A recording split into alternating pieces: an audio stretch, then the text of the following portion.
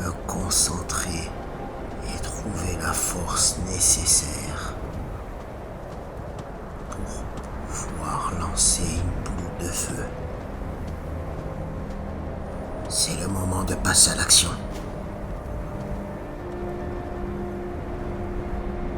Je dois montrer de quoi je suis capable.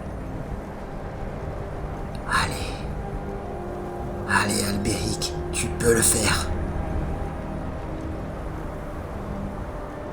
Je sens la chaleur qui envahit mon corps. Allez, maintenant! Oui, encore une fois, je peux le refaire. Allez, maintenant! Oui, j'ai réussi. J'ai enfin maîtrisé la magie de feu et je peux lancer une attaque. Je suis si fier de moi aujourd'hui. Mais je dois persévérer dans mon entraînement.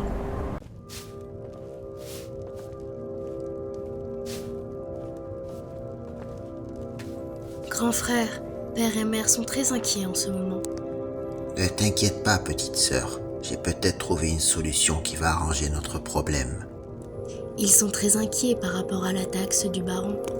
Nous allons nous affranchir de cette dette. Ton père est désemparé par cette histoire de dette. Ne vous inquiétez pas, mère. Je pense avoir trouvé une solution. La chaleur s'empare de mes mains. Je la sens de plus en plus. Elle envahit mon corps.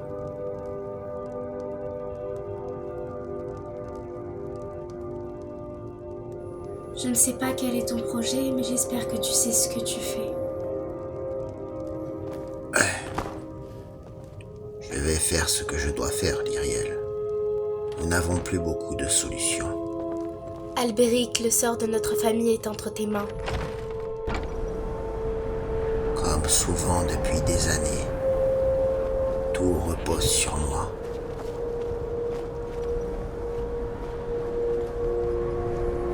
Père. Oui, fils. Je vais tenter d'aller à la chasse. Et tu ne prends pas d'arc. Je vais faire ce que je dois faire. Faites-moi confiance.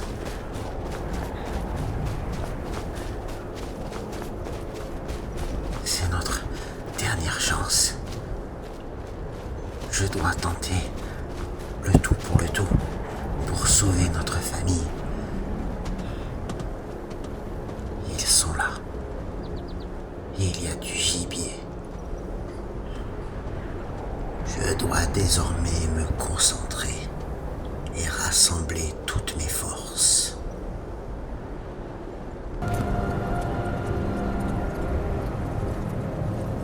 Je ne crains plus le froid. Je suis si concentré que je ne fais qu'un avec la chaleur. Elle est mon allié et ma force. Le sort de ma famille repose sur mes épaules. Il est temps de prouver que le fait de maîtriser l'élément de feu va me permettre de chasser. Allez, c'est parti. C'est le moment de vérité.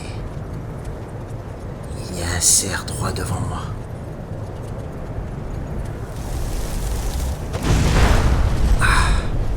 J'ai visé trop bas. Un peu plus haut. Allez. C'est mieux. Encore un effort. Tiens. Oui. J'ai réussi. Enfin. Ah, c'est loupé. Son corps n'est pas brûlé, c'est parfait. Les autres se dirigent vers le bas et ils vont être coincés. Je dois continuer sur ma lancée. Allez. Ah, un peu trop gauche. Là, c'est parfait. Voilà. Ah, il a réussi à s'enfuir.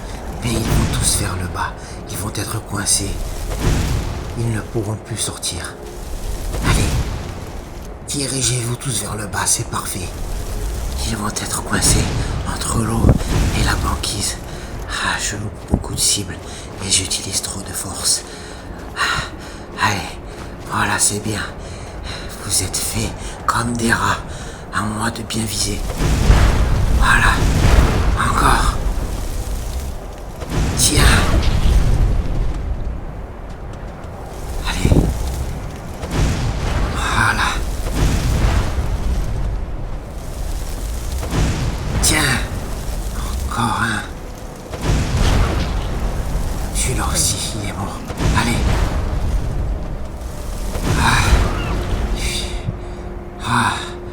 J'ai réussi. J'ai utilisé beaucoup trop d'énergie. Je suis à bout de force. Mais j'ai réussi et les cadavres ne sont pas brûlés. C'est parfait.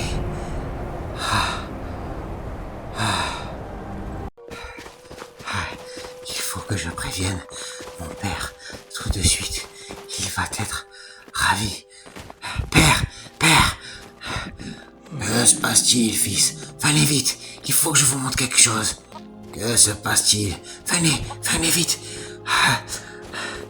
Allez, venez.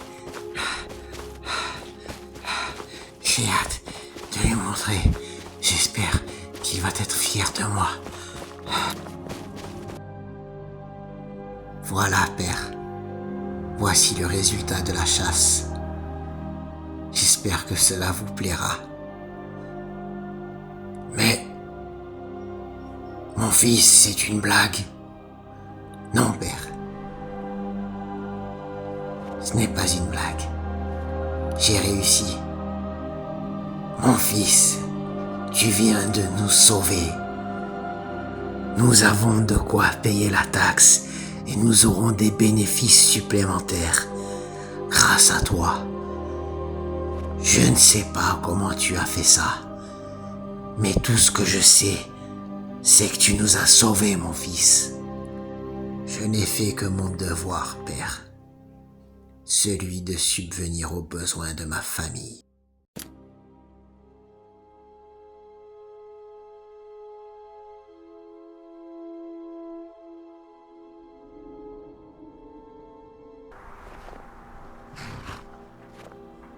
Mon cher Léandre, Albéric, tu as grandi depuis le temps.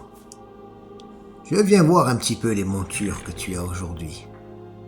Regarde, celle-ci est magnifique. Pour 500 centimes, je te la vends. 500 centimes? Je dirais qu'elle n'en vaut pas plus que 250. 250? Eh ben, tu vas rester longtemps à pied. Je blague avec toi. Je vais boire un verre d'hydromel en ville. À plus tard, Léandre. À plus tard, Albéric. Les années passent et le climat ne change jamais ici. Mais je préfère quand même être au centre-ville plutôt qu'à la ferme. J'aime le fait de pouvoir me rendre à la taverne pour boire une bonne hydromel. Heureusement que depuis 3 ans, nous n'avons plus de problème pour payer la taxe au baron d'Orel. C'est un souci en moins pour ma famille. Voilà la taverne. Il est temps d'aller passer du bon temps. Messieurs, bien le bonjour. Depuis que tu as atteint ta majorité, tu viens tous les jours maintenant. Qu'est-ce que je lui sers aux paysans? Comme d'habitude. Mais que fais-tu encore ici? Tu n'as pas encore embarqué sur l'un des bateaux? De quoi parles-tu, Lucien? Tu n'es pas au courant? On ne parle que de ça en ville. Alors dis-moi, j'ai dû louper un épisode. La Grande Guerre bat son plein du côté de Cyrodiil, et les forces impériales s'amenuisent au fil des batailles. Des bateaux de la Légion sont dans le port de Pointe-Nord, Ils sont venus chercher des recrues. Et vu ton jeune âge, tu feras certainement partie de ceux qui partiront à la guerre. Je n'ai certainement pas l'intention de partir à la guerre. Je vais aller vérifier ça de mes propres yeux. J'espère qu'il se trompe.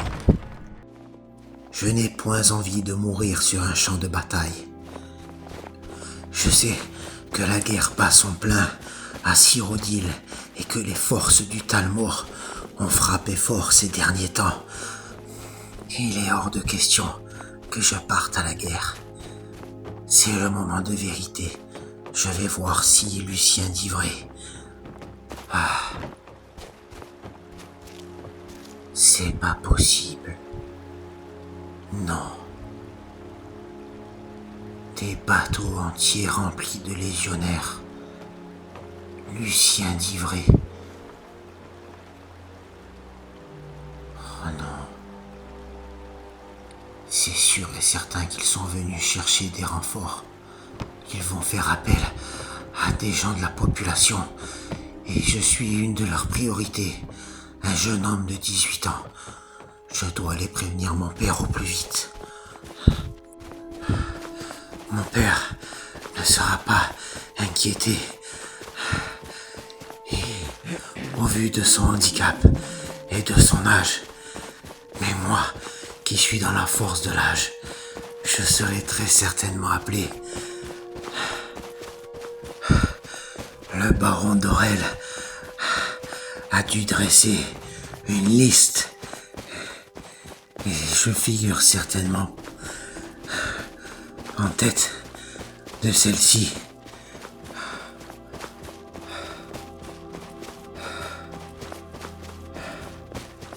Il en est hors de question que je donne ma vie pour l'Empire. Père.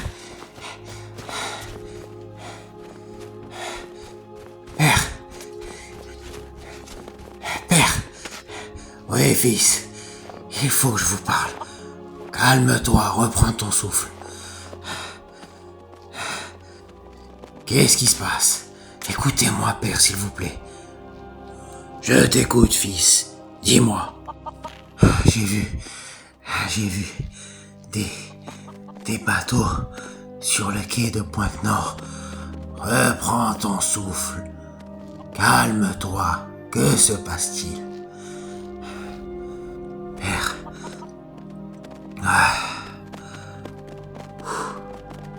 Père, il y a des bateaux de la Légion dans le port de Pointe-Nord. Ils y sont venus chercher des renforts pour la guerre. Pars te cacher immédiatement. Ils vont certainement venir ici. Pars, vas-y, va te cacher. D'accord. Allez. Je vais aller me cacher un peu plus loin, derrière les sapins.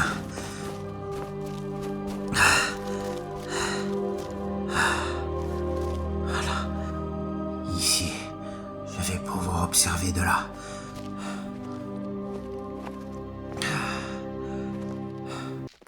Que voulez-vous, messieurs? Nous sommes ici sous ordre de l'empereur Titus Médée II, et avec l'accord du baron Coric d'Orel, votre baron. Nous cherchons un certain Albéric Cotret.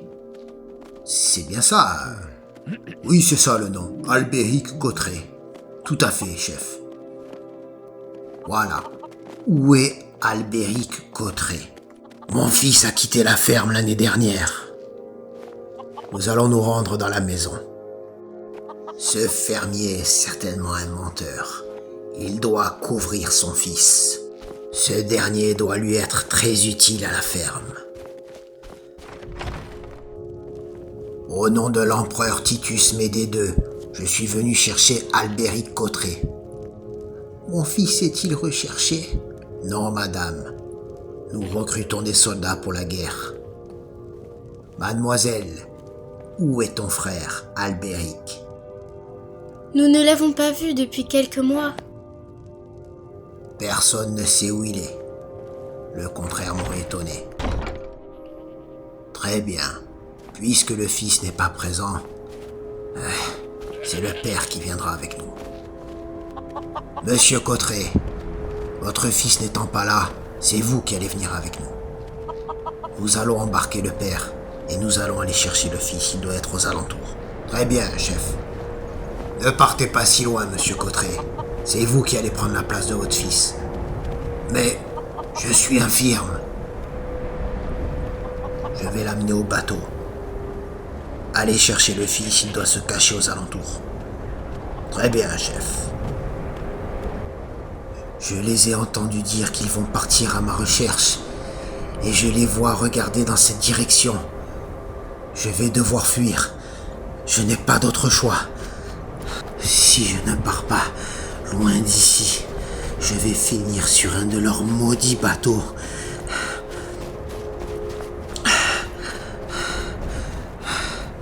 Je ne dois pas me retourner. Sinon, je sais que je vais terminer sur un champ de bataille, mais il en est hors de question.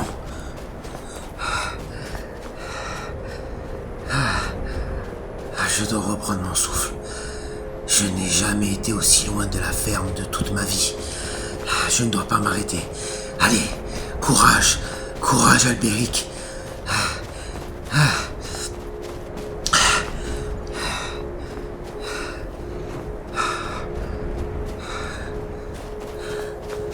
Le stress me donne la force de ne pas m'arrêter. Je vais partir me réfugier dans ces roches. Je serai à l'abri de leur regard.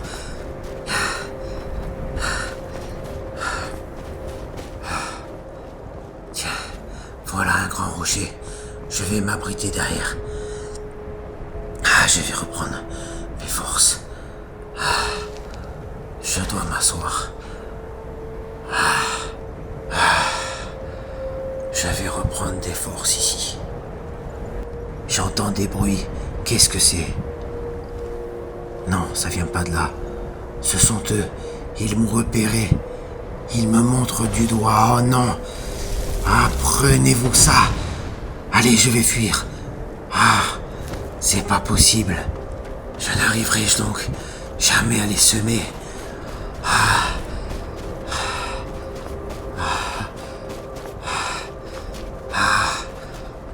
C'est pas possible.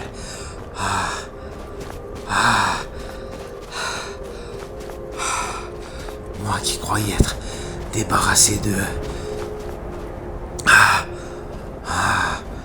Allez, Albéric, ne t'arrête pas, ne te retourne pas.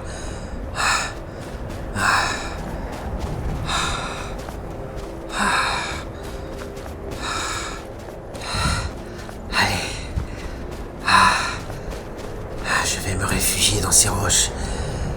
Les autres n'ont pas suffi, remarque. Allez, un petit effort. Qu'est-ce que c'est que cette tour là-bas? Je ne suis jamais venu ici de toute ma vie. C'est une terre hostile pour moi. Qu'est-ce que c'est ça? Il y a une maison. Je vais peut-être pouvoir m'y réfugier. On dirait une ferme. Qu'est-ce que c'est? Des moutons morts. Qu'est-ce qu'il s'est passé ici?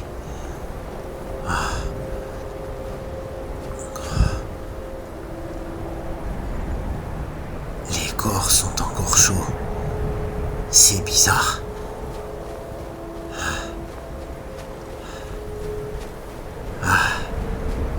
Je vais regarder les extérieurs de la maison. Il fait vraiment froid ici. Encore plus qu'à ma ferme.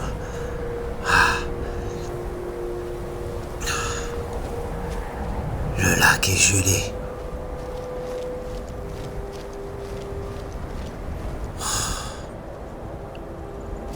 Il fait tellement froid ici. Je vais me réfugier à l'intérieur. Mais d'où vient cette puanteur? Un corps calciné. Je comprends mieux l'odeur. Qu'y a-t-il derrière? Une cage avec un corps calciné.